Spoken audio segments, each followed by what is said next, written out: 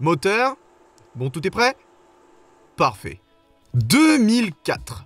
En plus d'être le témoin du début d'un engouement gigantesque, c'est aussi une année précurseur d'un tout nouvel univers. Avec des films et des séries en tout genre, l'année 2004 nous a offert une sélection d'œuvres divertissantes. Cette année-là, on a eu le droit aux adieux d'une bande de potes, à un train incroyable et à un match de biche volée. Préparez-vous, la séance va bientôt commencer.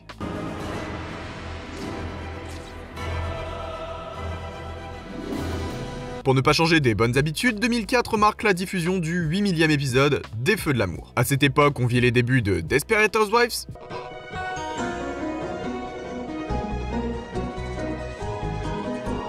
mais aussi la diffusion de la 4e saison de Scrubs, de la dernière saison de Friends et du premier épisode de Véronica Mars.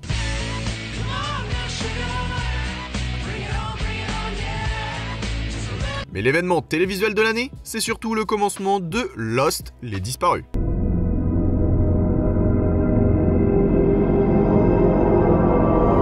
Lost est une série télévisée américaine de 6 saisons, qui raconte l'histoire des passagers du vol 815 de la compagnie Oceanic Airlines, qui se retrouvent naufragés sur une île au beau milieu du Pacifique, après l'explosion de leur avion en plein vol. De quoi vous dégoûter des avions? Arrivés sur l'île, ils doivent apprendre à survivre en faisant face à des événements non conventionnels, comme des apparitions étranges ou des ours polaires. Parce qu'un crash d'avion c'est conventionnel peut-être. La série Lost est réellement le premier événement télévisuel mondial. Suivi par des millions de personnes à travers le globe, la série a créé un engouement très rapidement, jusqu'à un pic au lancement de la saison 3 de 18 millions de téléspectateurs. Et après 6 saisons, l'épisode final a pu décevoir en live 15 millions de personnes en même temps.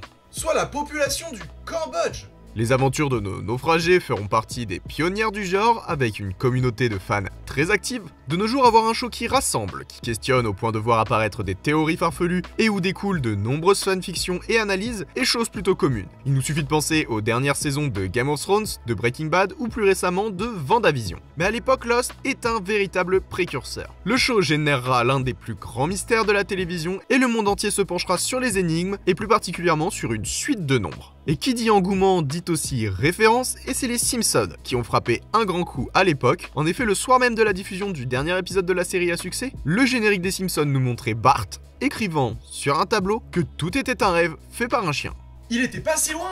On peut bien sûr pas dénombrer tous les liens faits à la série, mais on sait par exemple que le héros de Kick-Ass, face à une mort certaine, se dit qu'il ne verra jamais la fin du show. On sait aussi que la suite 4, 8, 15, 16, 23, 42 est visible dans Chuck, audible dans la série How I Met Your Mother, prononcée par un ancien acteur des disparus, et trouvable dans Diablo 3. Une suite de nombres qui sera même jouée par des milliers de spectateurs dans les loteries américaines. Pour ce qui est du reste, on trouve aussi des symboles de la série dans Half-Life 2, Et dans Dofus. et la marque de fast-food KFC en a même profité pour faire une publicité. La série sera élue à la fin de la décennie meilleure série des 20 dernières années et classée 23e de la liste des 101 séries les mieux écrites de tous les temps. Et je ne parle pas du florilège de récompenses qu'a reçu le programme, désormais emblématique de la télévision actuelle, que l'on peut définir comme étant les aventures de Robinson Crusoe sous LSD. À part ça, 2004 voit l'arrivée d'un médecin qui boite dans Dr House,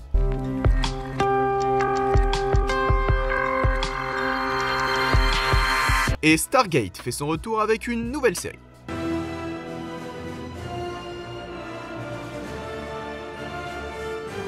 Du côté des salles obscures, on a eu le droit à du très grand. Pour commencer, on a vu George Clooney reprendre du service dans Ocean 12, Daniel Radcliffe jouer dans le meilleur film de la saga avec Harry Potter et le prisonnier d'Azkaban, Ouais, le meilleur, y'a quoi? et Will Smith a poursuivi une machine dans iRobot. Mais cette année-là, c'est le second volet des aventures de la petite araignée sympathe du quartier qui a marqué l'étoile.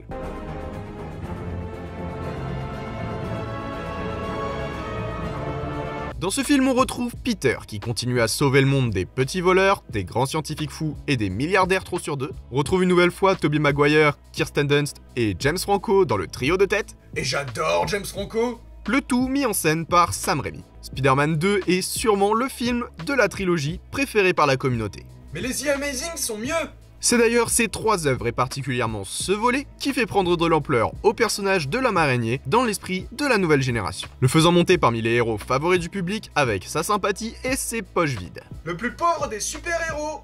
Il est d'ailleurs celui qui va inspirer la maison des comic books Marvel pour de nouvelles adaptations. En effet, l'engouement pour le premier film ainsi que celui des autres adaptations comme les X-Men avait poussé les studios à réfléchir à l'utilisation de ces personnages. Mais c'est le succès de Spider-Man 2 qui va réellement lancer les projets. Les effets visuels et les idées de mise en scène de Sam Raimi vont véritablement marquer Hollywood et créer un petit univers. Car bien sûr il n'en découlera pas un film, mais bien la totalité du Marvel Cinematic Universe. Et pour continuer avec les super-héros, en 2004, la famille indestructible des studios Pixar a dû faire face à une flopée d'œuvres d'animation. On a donc vu le second volet de la saga Shrek, Le meilleur! mais aussi Frères des ours, Dites à mes amis que je m'en vais.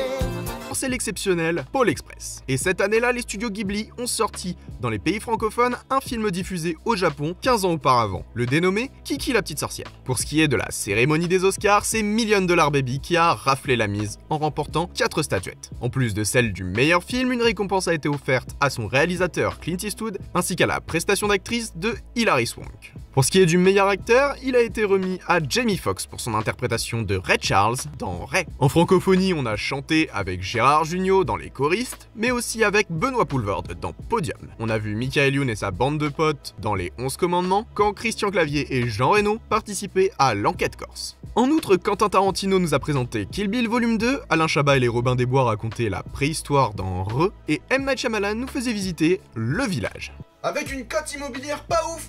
Et une nouvelle fois, Steven Spielberg nous a émus aux larmes dans Le Terminal.